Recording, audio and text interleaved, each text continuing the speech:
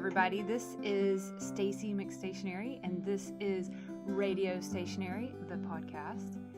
Since it's our first episode, I thought it would be fit to start with the ABCs of Flat Earth. And in the ABCs, A is for Antarctica, B is for ball. Why is it a ball? And C is for controlled opposition. I have the perfect person to talk about controlled opposition. He's been studying these issues for a number of years. He has been a truther for 20 years. He's been aware of the deception and that most media is fake. He has been a flat earther for 5 years. He hates liars because he loves the truth. He is a truth seeker and a truth finder. So this morning, joining me, I have the one and only Civilian X. Good morning, Civ. Hi, hello, good morning. Hey, thanks for coming on our podcast. Yeah, thank you for that introduction. That was great.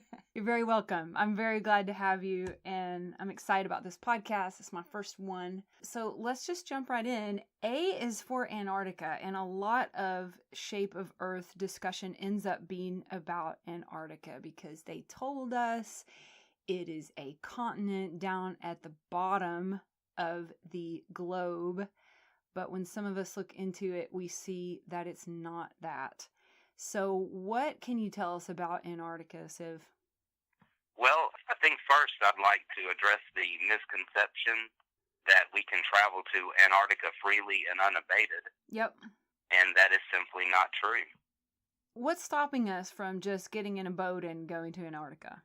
Let's first look at the vacation trips to Antarctica. Okay. And then we'll go into some rules and regulations about traveling. So first of all, the majority of people that travel to so-called Antarctica for a vacation, they go to where the penguins are located, right? Which is called Fort Lacray, and that is actually an island that is not even connected to the so-called mainland of Antarctica. Okay. And the second most popular destination is a place called Falkland Islands, and that is a chain of islands that is considered Antarctica. However, it is actually located more north than the southernmost tip of South America. Wow. So the most traveled areas to Antarctica are actually both islands that are not even part of the so-called mainland portion of Antarctica. Okay, so hold on. People, when they go on their luxury cruise to so-called Antarctica, they're actually visiting the islands where the penguins live. They're not hitting Antarctica. Okay. Right, correct. Interesting. Okay. And speaking of traveling, as far as being a tourist, there's only one single private company in the world that offers a plane trip into the interior of Antarctica. And the name of that company, for anybody that wants to research it, is called White Desert, and it is out of London, UK. And a few notes on that I found interesting myself is that the price of that trip for each person is $84,000. Nice. And there's a 25% fee due up front, and the remaining balance is due 6 months prior to the trip's date. Okay. The CEO of that company, his name is Patrick Woodhead, and he has a book titled Beneath the Ice. And it's a science fiction book about a guy that's been hired by M16 to lead a team of scientists 2 miles beneath the surface of Antarctica to discover some secret. And of course, M16 is the British equivalent to our CIA, and their official name is the Secret Intelligence Service, and their motto is Semper Occultus, which means always secret. Wow, always hidden. Interesting. And in correlation, we have the Admiral Byrd's account of going to so-called Antarctica. So in the 90s, somebody decided to write a book that they claimed was based off of Admiral Byrd's diary, and he was directed in by aliens into the center of the Earth. Wow, okay, hang on. Let's stop for a second and talk about Admiral Byrd, because people bring that up a lot. So, total hoax or what, Civ? I believe so, yes. He may have led an expedition at some point there with planes. Yeah. However, I don't believe any of the official stories or accounts that the government has given us, or this book that was written in the 90s about his diary. Okay, so the diary, supposedly his diary was coming up in the 90s. Right, somebody found it and decided to write a book about it. Well, after his death, obviously. Okay. And then that has perpetuated the theory of Hollow Earth. Interesting. Okay, now backing up a little bit, back to Antarctica and the exploration thereof.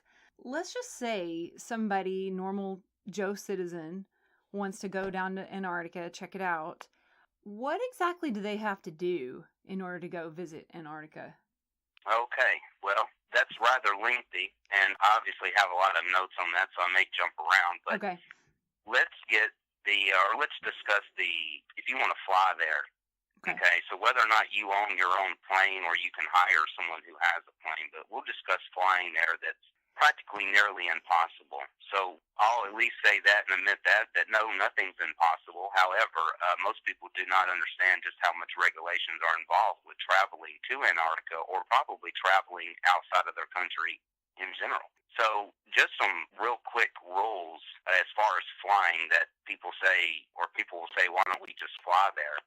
Well, number one, you have what's called CFR 14. Okay. And CFR 14 is specifically discussing the Federal Aviation Regulations. So it's all about the FFA and what you must do. Most people already know that if you want to fly a plane, particularly at a certain altitude, you have to do a flight path, stuff like that. That's actually least important. The most important thing is these particular rules concerning Antarctica. If you want to fly a plane to Antarctica, if it's a single-engine plane, you must at all times be no more than 80 miles from an airport. Huh. And if it's a double-engine airplane, you cannot be any more than 160 miles from an airport. Okay. So we could just begin there. Now, and beyond that as well, there's other things as far as let me look at my notes just so I'll get this right. Okay, so while you're looking, let me just jump in for a second. That means it's pretty much prohibited to go into these remote areas, because once you do, you're 80 miles from an airport, or you're 160 miles from an airport. So right there, you can't just go exploring in these remote areas where there aren't any airports. It's not allowed. Yes, correct. And they're going to say, for safety reasons, obviously, that you need to be able to make it to an airport. I would assume instead of so-called crashing your plane into Antarctica, causing an environmental catastrophe. Right. So, with all of this, at the very least, you would need to do massive research, and we haven't even got into what you actually have to do, but you basically have to do massive research before you would even begin to plan an expedition to Antarctica. Okay. So it is next to near impossible, particularly with all of these demands. So within what's called the Antarctic Conservation Act, these are just a few rules that you have to follow if you're even planning going to Antarctica. And if you are to break any of these rules, then that's a $28,000 fine and a year imprisonment. Whoa. So that alone right there would be enough to deter people to even try and going down there, because so here's ways that you would violate the Antarctic Conservation Act. Okay. And these are all completely ridiculous. And I'm giving sub-notes, however, anybody can look this up, obviously. But one note is that you cannot damage plants by walking. Okay. Okay. All right. No motorized vehicles whatsoever. In all of Antarctica? Correct. Okay. Unless you are a government-run or government-funded scientific research. This is all about if you want to go Antarctica and explore Antarctica on your own. Wow, so it's sled dogs only. No, the next one is no dogs allowed. Oh, no. And how would you even get them there in the first place? Yeah, correct. Okay. Now, and yes, and then we'll get into boating in a second. Okay, So taking a plane there is, in my opinion, completely off, because, number one, you'd have to go to visit multiple airports, refuel, and all that. So we haven't even gotten into the cost of it. Okay. So that's another thing. People say, why don't flat earthers just go find the edge? Well, none of this is that simple whatsoever. We don't even believe what they say, much less how could we even travel there without even knowing anything. We wouldn't even know where we're traveling or when we should get to the so-called ice wall. Right. And another one, this is the last one that I'm going to mention when it comes to the Antarctic Conservation Act, which is the most ridiculous at all.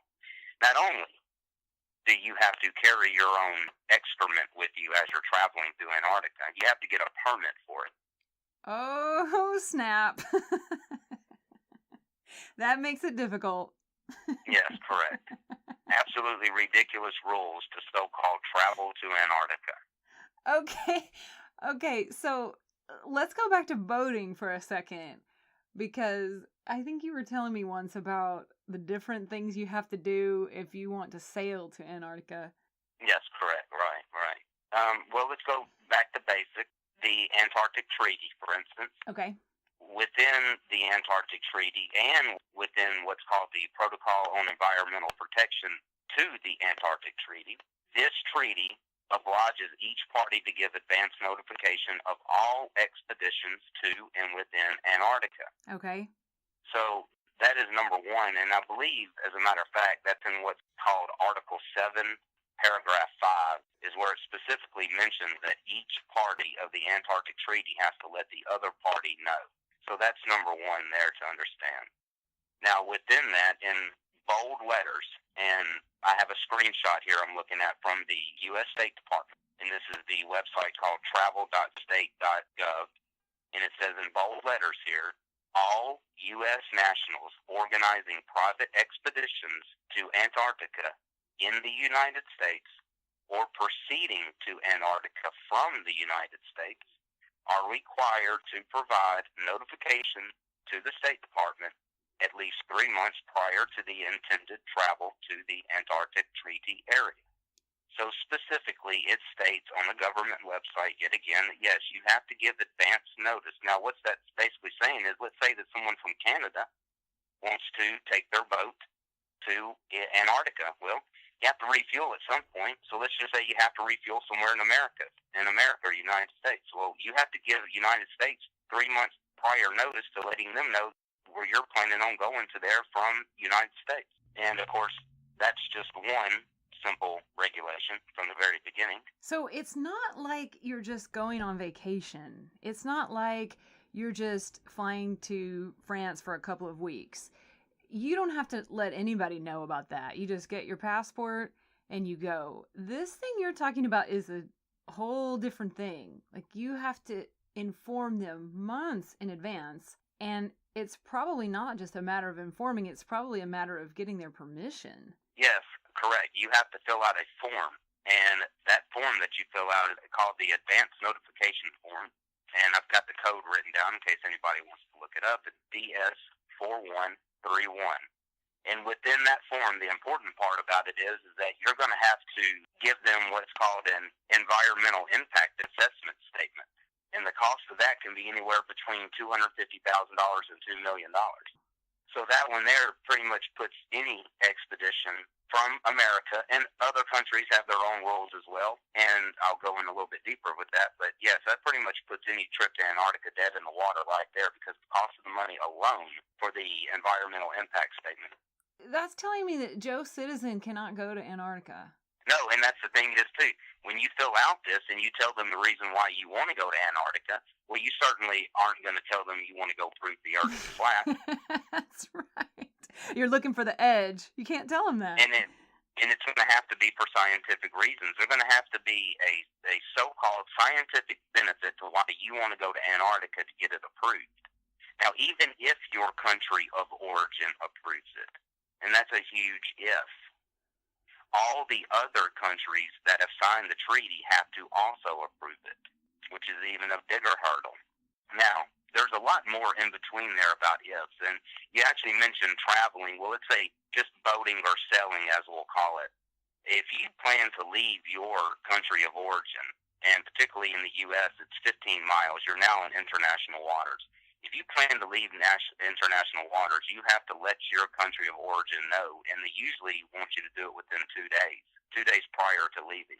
Okay. You have to let them know where you're going, and you have to let them know when you're coming back.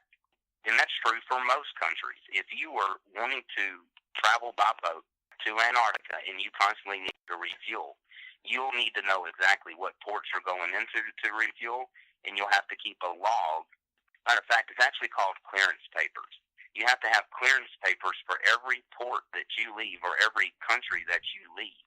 So you have to know in advance where you're going to stop, and you have to tell them that you're stopping there. Yes, you have to be what would be considered a world-class sailor before you would even begin planning an expedition to Antarctica. And that's even if you got the permission to go to Antarctica. Now, more importantly, and it's just speaking of the United States on this, the United States does not even claim any territory in Antarctica. So you're going to have to get permission from the countries that do claim territory in Antarctica. But who knows how that process would go? Yeah, of course. And another thing about that I'd like to bring up, okay, so within the Antarctic Conservation Act also, there's actually specific areas that you cannot travel to. You're not allowed to go there at all. Oh, so they're just off limits. It's just not legal to go there. Yeah, correct, right. And the only way is that if it's a governmental scientific expedition. Well, with the parameters that you're describing, it sounds like only the government can do an expedition to Antarctica. Correct, absolutely.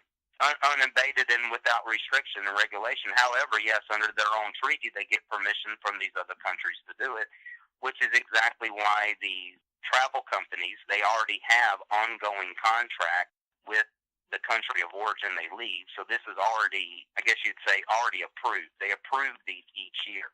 So people could, argue and say, well, people travel to Antarctica. Well, number one, no, they're not going to Antarctica. They're going to islands that are supposedly near Antarctica. And number two, that, yes, they're doing what they have to do per their country of origin to be able to make these trips to Antarctica, because the Antarctic Treaty actually covers, if I'm not mistaken, it's 90 degrees. It's 60 degrees. 60 degrees. And the measurement on that is 7.7 million square miles. At least what they tell us. There's 7.7 million square miles on this earth that we, as regular citizens, are just not allowed to travel freely to and explore. Interesting. And we've just shown that you have to do it on foot. If you were to even make it to so-called Antarctica on a boat, you have to trek the rest of the distance on foot. Now, if we wanted to prove Antarctica was a continent, basically the average distance there and back would be 6,000 miles.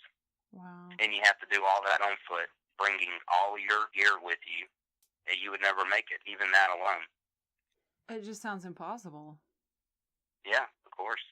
Yeah, you'd need some type of private submarine or something and hope they don't see you going there. That's realistically the only way to possibly even attempt a so-called expedition to Antarctica. You're not going to get permission to go there.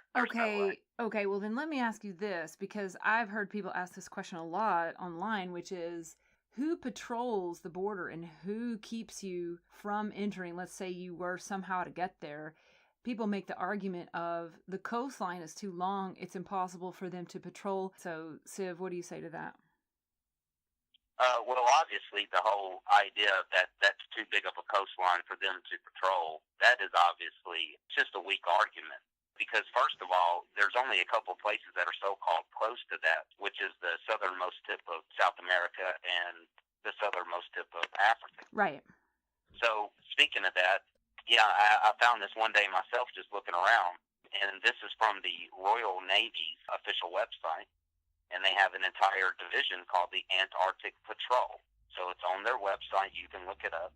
And it's stated in that website that the Navy's ice patrol ship's role is to provide a sovereign and reassuring presence in the United Kingdom's largest overseas territory, which is the British Antarctic Territory. Interesting that that's the largest one. Yeah, exactly. The largest overseas territory they own is Antarctica. And so I think it's 7 countries out of the 7 countries that do stake a claim in Antarctica. UK is one of them. And didn't you tell me one's India also? Yeah, India has an official Antarctic Patrol division as well. And there's other countries too. And it's an answer to the argument when people say, no one patrols Antarctica, or who could patrol Antarctica? Well, they do. And if you look on these government websites, you'll see that they do. They have a division devoted to patrolling Antarctica. Absolutely. Correct. And people can make of it what they will. However, it's a big misconception that most people say, and quite frankly, yes, they use it to so-called make fun of flat earthers because they just say these things like, "Oh, they're waiting for anybody to come there to kill us," you know. But right.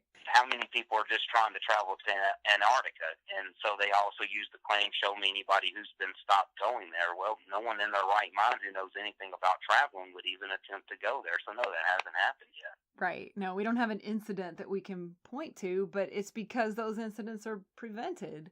Yes, and speaking of that, I think this is important too. I tell people this a lot, that even if you're in the United States and you want to take a jet ski from Florida to the Bahamas, you can see plenty of videos of people on YouTube that have been stopped by the Coast Guard for just traveling that short of a distance. So that's the easiest way to say it. If you haven't let your country of origin know that you're leaving, yeah, you're more than likely going to get stopped. They do patrol their own borders themselves. So that's another thing there. Back to the permission. So yes, no one's just going to go to Antarctica. That's not ever going to happen. Okay. Well, I want to switch gears a little bit, unless you have more to say to Antarctica topic. I think that's pretty much it. There's the last thing I'd like to say about that. I think that's important as well. And both North Korea and Russia are members of the Antarctic Treaty. If that doesn't show collusion, then I don't know what else does. I always say Antarctica is the proof of the staged world. If you can't see that, I don't know what else to show you, because these nations that are supposedly enemies all agree about one thing, and that's Antarctica. And no matter if they're at war with one another, no matter the Cold War, it doesn't matter. Antarctica is the treaty that is never violated. And we talk about it a lot, but then very few people have actually looked into it to see what it says. But you've done that, haven't you? Absolutely. Word for word. I've read the Antarctic Treaty myself. So Russia is there, North Korea is there. Just to back up a little bit, in case somebody is brand new to Flat Earth, Antarctica is not what they told us. It's not a continent at the bottom of a spinning ball. It is, as far as we know, now as we just stated, we haven't been there to see it with our own eyes, because that's restricted, but as far as we know, it is a wall of ice that extends all the way around our realm in a circle. And let me qualify that by saying, as far as I know. I've seen pictures of it. Did I take those pictures myself? No, because I'm not able to go there. But they told us that Antarctica is a continent at the bottom of a spinning ball, and it's clearly not. There's a lot of indoctrination that has to do with Antarctica. I could go on a little bit about that. They definitely hit small children, third graders, with this idea that Antarctica, the coldest place on Earth. They really want everybody knowing the narrative about Antarctica. Did you want to add anything to that, Siv? I think one thought-provoking fact is that whether Antarctica is an island or whether it is an ice wall that surrounds us, one fact is that no matter where you are on this Earth, if you start traveling south, you will encounter walls of ice. Okay. I've read some of the captain's logs from the expeditions of the 1800s, and certainly it was formidable sailing even for people who were those world-class sailors. Once you get into the very southern latitudes, it's very icy, and at a certain point they just had to turn left and start heading up and over to Australia because it was too dangerous. Too many icebergs, too much ice in the water, right? So, okay, that's pretty much all I have about Antarctica, except for one side note. I had a troll at one point post this screenshot from a website where they supposedly do a race around Antarctica every year, and I looked into it. The whole thing is fake. The website itself has an email address of a person you can contact if you want to be part of this race that they do every year around Antarctica. So I contact the guy, the email bounces back. It's a fake race, fake email. The only evidence they had was this one explorer who does a lot of sailing, and supposedly he did it, but you could circumnavigate similar to Magellan's route and just make a circle around the continents. It would take you ages. I suppose you could do it, but that's what we mean when we talk about circumnavigation. There is no north-south circumnavigation. Correct. Absolutely not. So most... And no footage of a plane flying over Antarctica, no footage of a plane keeping up with the sun for 24 hours either on the ball, any of that. So all of that is fake. When anybody mentions something about that, that's a hoax, right? Well, obviously, if Antarctica was an island, yes, it's plausible. However, it's not as if that they would be sailing around Antarctica and they can see the so-called coastline the entire time. Yeah. So, no, that's impossible. So, therefore, how would they know exactly that they're sailing around so-called Antarctica? Right. But, no, I don't even find that very believable. That's a huge... If you were going to go around Antarctica, supposedly, that's just thousands and thousands of miles. I don't see that being legitimate. Yeah, and it did take 3 years to do it in the 1800s. Now, they took their time. It wasn't direct sailing the whole entire time, but... The point is, yeah, it's a very long trip. Okay, so I want to switch gears a little bit. A is for Antarctica, B is for ball.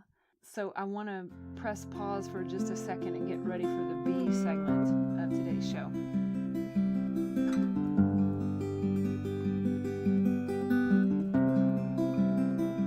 All right, welcome back, everybody. This is Stacy, and we're starting the second segment of our first podcast.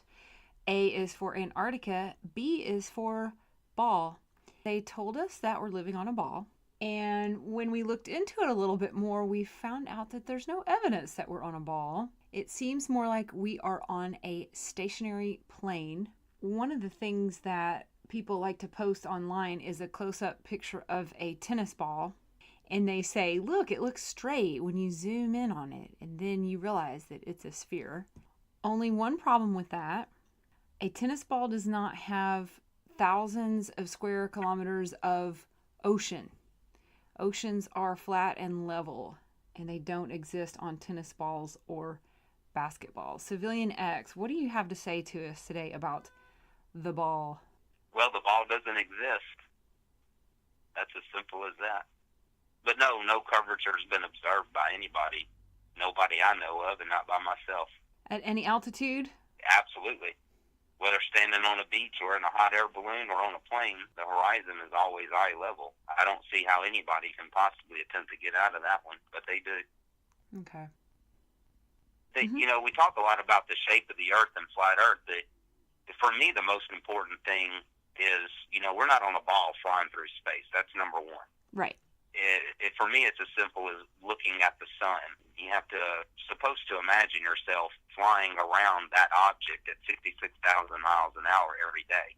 Right. That's just completely ludicrous. The sun's not 93 million miles away, and we're not rotating or going around it. And a lot of people always ask, obviously, so what is the shape of the Earth? Well, we don't know, and I would say for the majority of most flat earthers, nor do we honestly really care.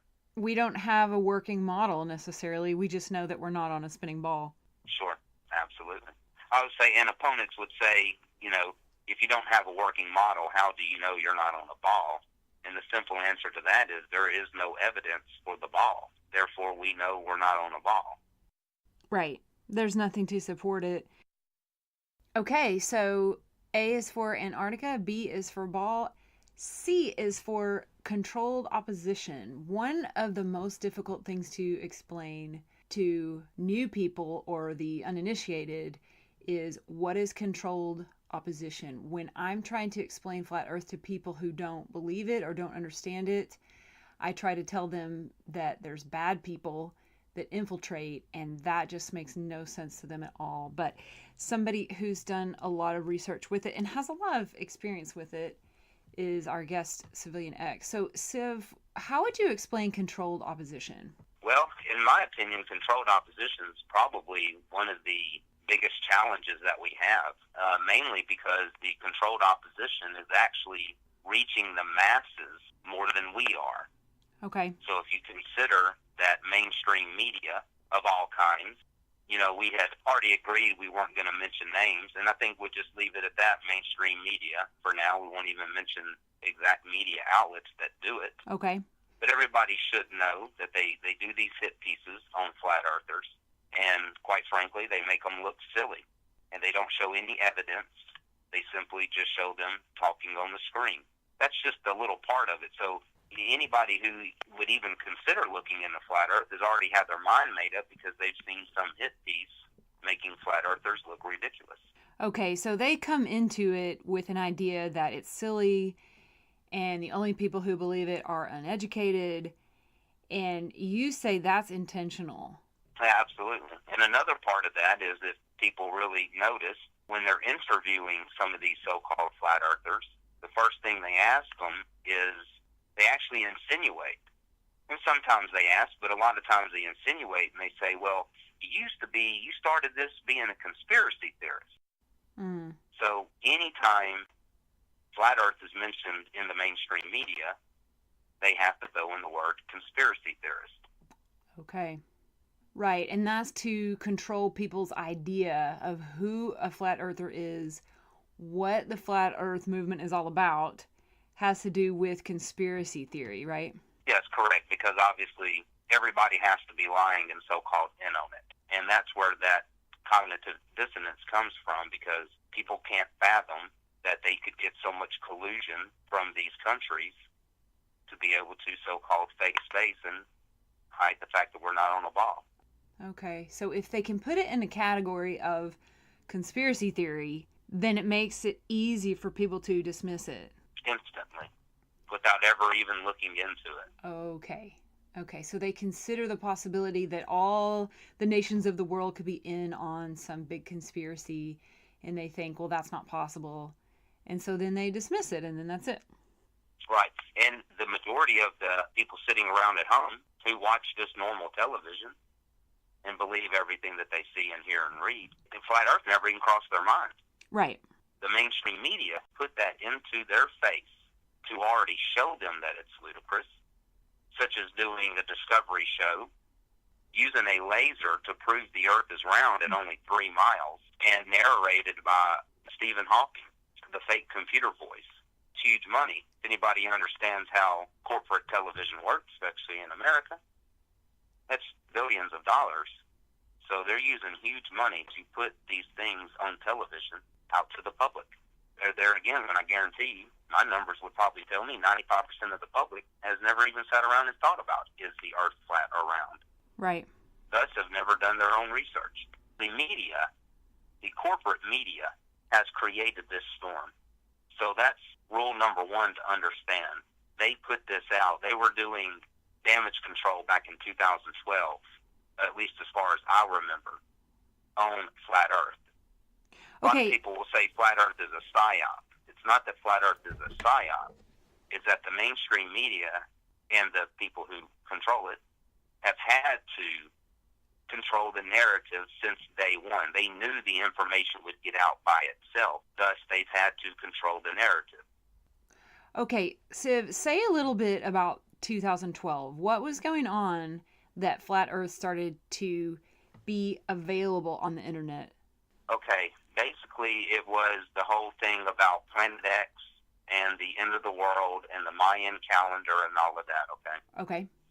Same way with that, leading up to that, Discovery Channel and Science Channel and stuff like that were doing pieces on that as well. And, they would title it, is the end of the world coming? And they would mimic the same so-called conspiracies that are online about it. Now, during that time, that's when, just like 9/11, it took them a while to figure out that the videos were fake. And I guess at some point, people moved on beyond the moon landing and started looking at the ISS. So just like me, for instance, I've known the moon landings were fake for maybe 15, 20 years. Who knows?